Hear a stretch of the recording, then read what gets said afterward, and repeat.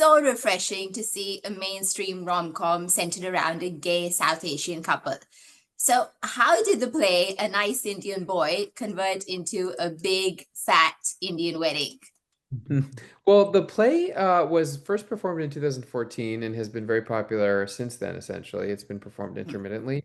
And a financier slash producer optioned the play and converted it into a screenplay with Eric Randall. Madhuri Shaker wrote the play, Eric Randall wrote the script. And then they approached us as a team to make the movie with me as a director and Karan as an actor. But we ended up working both of us on it as a script too, with our real experiences. But it was just that was the process. Yeah. Oh, no, definitely. And we're so glad that it's actually, made into a film and reaching a global audience thanks to that. So, thank you. Yeah. Besides being a love story, the film also talks about family acceptance and belonging. So, did you draw on your personal experiences to define the characters? For example, in the film, we have a doctor dating a photographer, and your respective professions bear a really strong resemblance. Yeah, that was Yeah. one of the things we added because Roshan, this the character in the play is not a doctor, and so as we were trying to go through the script to make it more personal to our story, that was one of Roshan's ideas was to make the character a doctor, and it made so much sense because with medicine, Roshan always says it's so easy. You put on the white coat and you suddenly don't have to have a personal life. You're just at work and you're professional and no one knows what you're getting up to. And the character almost uses that white coat as like an armor and shield to hide himself. And then eventually by the end of the movie, he's, without giving too much away, in bright colors and not in a white coat. And it felt like that really gave the arc of the character really well. Yeah, no, actually, when you're saying that, definitely you're right. He did use it as an armor. So yeah. Yeah. When we're talking about, your professions, Karan and Roshan, you two are not just actor director, but you're real life partners as well. So working together on the set, how did you bring the best out of each other? Mm. We're both really good at knowing what the other is capable of. So we always, I think, end up performing our best around each other just naturally without saying anything. And then we can obviously be extremely honest with each other and we really respect what the other is capable of. I would say I'm more of a drama person and Kern is more of a comedy person. So it actually helps in Okay. a way that one of us has his little domain and can consult the other. So that was true for both the acting and the directing, weirdly. Yeah, and the entertainment career is so interesting, and we're both in it, and there's so many ups and downs. But what's so special about working together is that you share in all the wins together, and you kind of commiserate in all the losses because every movie, every project has so many ups and downs before it gets out into the world, if it gets out into the world. So that's really nice to sort of be on the same team as your partner and kind of rooting each other on as the project is making its way. So all wins, no fights. All Yes. wins, no fights. I would say I'm the nice Indian boy and Roshan's the You're the nice nasty. Indian He's the boy. nasty Indian boy, but Yeah. we got to balance it out. Opposites Very attract. hard to fight with Curran because he's such a sweetie and he's so even-keeled. You'd have to just shout at him if you really wanted to fight with him. So we don't really fight because he happens to be so even-tempered. If both of us were had my temperament, I don't know what would happen. But as it happens, we don't. That's lovely. I thought it was the opposite way, but I am wrong. So Excuse Yeah, me, Curran. Neeru. What do you Oh think my about me? God. Be honest. No, I'm crazy. okay. So in the movie, we also have the iconic Zarna Garg making her feature film debut with this movie. And given the mom's characteristics, it looks, at least when I saw it, it looks like the script was just written for her. She maintains her particular sartorial style and dialogue delivery. So tell us, how did you choose her for this film? Yeah, it's interesting because it does seem tailor-made for her, but it was written ignorant of her, actually. It wasn't written specifically for her. However, she was the only person we ever approached about the movie, and she also improvised a lot of her lines. So part of the reason it really sounds like her is it is literally her. But Mm. just in little and small ways, and sometimes she improvised other people's lines too. But she for example, the joke where she says, "Is that a tattoo of Ganesh? Did he do that for us? Did he do that for you?" That was her joke that she made up in the moment. Hey Naveen, what was that on his arm? It's a tattoo of Ganesh. Our Ganesh Bhagwan? Gee, Yeah. He did that for you? He did What? it for us? Why would you? Oh, Jay, come, have a Come. seat. Have a seat. And little things like that And she are suddenly changed. Like it looked like she suddenly, had a liking for him after she saw that tattoo. yeah, it's such a really crazy joke to me. It's so funny that she's like, "Did he get a tattoo of Ganesh for you?" Is a crazy question to ask. Who would do that? Why would someone do that? So I love that joke, but there's many jokes like it that she put in the movie. Yeah, that's good. We loved her iconic presence in the film. Yeah. When we were talking about Zarna, of course, so many comic, moments. Any memorable moments from the filming? I think the final wedding was memorable for both of us. It was really Mhm. beautiful to see all these Indian extras from across British Columbia together to celebrate two men getting married. And then also to see them throwing the petals, the feeling of love and acceptance, and it was really it was really moving, and it felt real. For It me, was it was the Bollywood recreation DDLJ homage that we got to Yeah. do because it Mm. was, I'm a huge Shah Rukh fan, so to just channel him 5% in this movie, I could never capture the king. But just to, wear that leather jacket and be in that field of flowers and recreate that iconic moment, that was really, really fun. And I was like, that was a kind of bucket list career moment. Yeah, no, when we talk about DDLJ, the movie actually does pay homage to Dilwale Dulhaniya Le Jayenge. And I was about to ask you that did you both have a fight who's going to play Shah Rukh Khan or, will it be Jonathan or you? I think it's been answered. So definitely Karan was the one who had already decided to play Shah Rukh Khan, being the big fan. Yeah, I don't think Jonathan Groff knows who Shah Rukh Khan is, but Kar hota hai deewana sana. he He doesn't know who Shah Rukh is. happy to play him once he Shah found Rukh out. Khan. But Karan grew up in India. He grew up in Delhi, so he grew Delhi, up, yeah. as part of the many, many people like worshiping Shah Rukh Khan.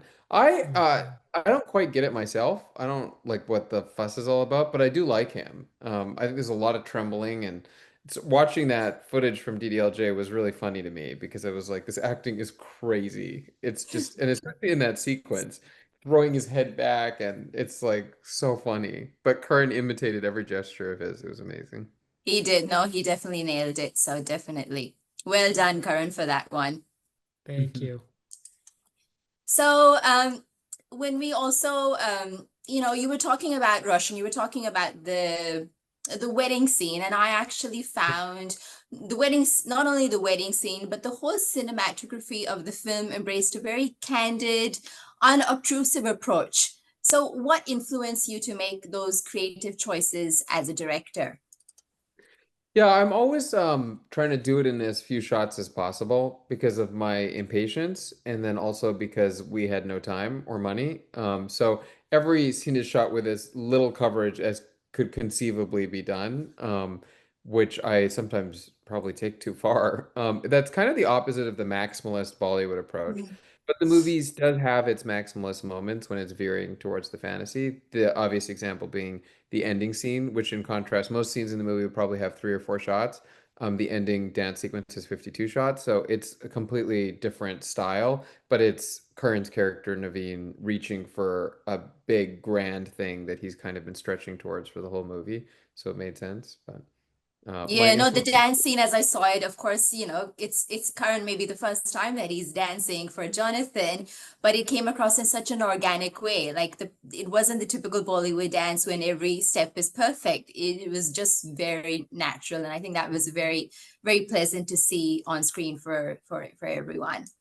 yeah. That was me Um, Well, doing my best. I have no rhythm, so I'm glad it felt natural. and it Yeah, was it was natural, and that's I what thought I was doing a really good job, but then I saw the footage and it was not great. But I'm glad it worked for the movie. it It worked perfectly for the movie. I'm sure so many people would be, can relate to you after seeing that dance. If Karan can dance, we can dance. If he can be Yeah. Shah Rukh Khan, maybe Right. we can be Shah Rukh Khan.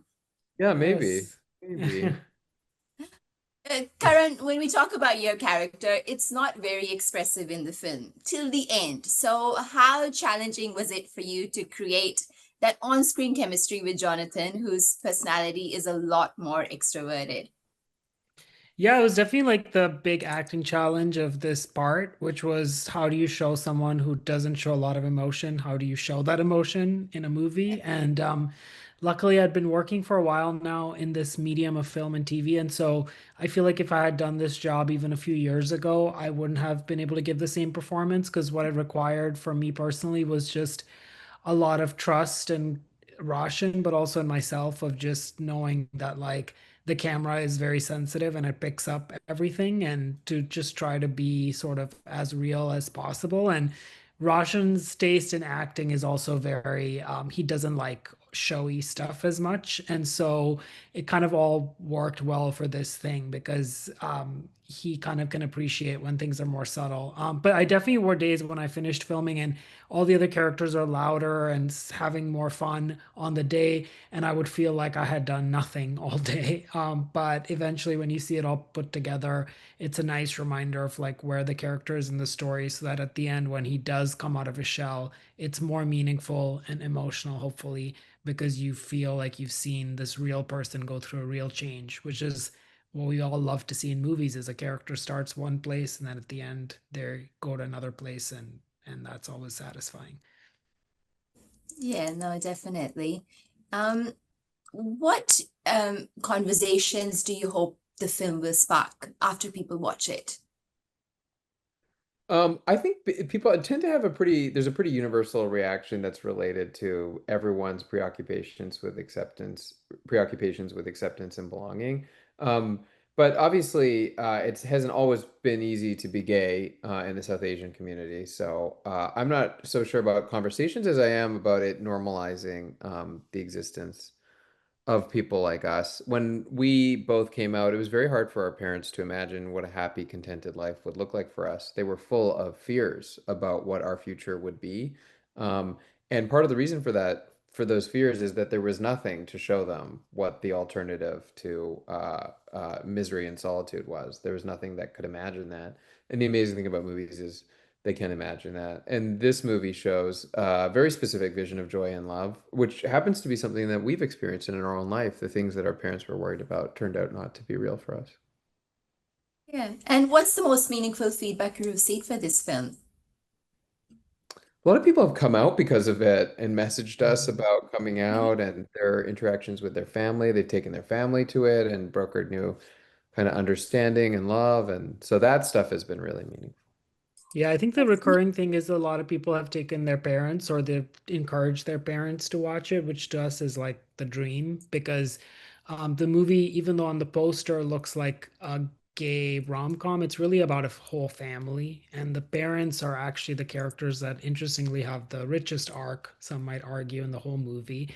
And that was all intentional in the play and in the movie. And so that's been really moving to see sort of people's parents who maybe wouldn't have watched something like this say that it's one of their favorite movies because they feel seen in it in a way that they never would have. And I think that is very powerful. And we're losing more and more entertainment that people can watch as a whole family together. And this I kind of agree. felt like a classic movie that like you can all generations can watch it together and find something in it and find something to talk about after, which is my favorite communal viewing experience. So that part has been really exciting that people have been watching it with their families. Yeah, Mm. no, I agree with you. Look, I watched it with my family and we all, it did spark a conversation and we all were talking about it afterwards. And that's what Indian films are all about, right? That's how they Mhm. originated, that they Right. are for family viewing. Um, Last but not the least, what does the term a nice Indian boy mean to both of you? Um, I don't know. I feel like a nice Indian boy in the movie is describing something which is like the spouse that your parents want you to have, that they want you to Mm. marry a nice Indian boy. And in the end, obviously, Jonathan Groff is the opposite of what anyone expected. He's a man. He's white. He's not what any parent, I think, Sandra dreaming of for their son. For me, I guess it is that duality that what we think our kids want or what our parents think we want is often not what they'll get, but it's sometimes just right. It's just perfect. That there is no such thing as a nice Indian boy. There's no such thing as like the perfect um, person without shame or secrets. What about To you, me, Karen? a nice Indian boy is a boy that always calls his mom right back. Whenever she calls him, he calls her right back, or he drops whatever he's doing and he answers that call. And he never forgets his mom's birthday, and he never forgets Mother's Day. A nice Indian boy to me just always feels like something a mama's boy. That to me is a nice Indian boy. Yeah, Oh, well, that's we've got the definition of a nice Indian boy out there for everyone. yeah. Thank you so much for your time today. It's been so much fun and a pleasure Yeah, to thank talk you to for both of having you. us.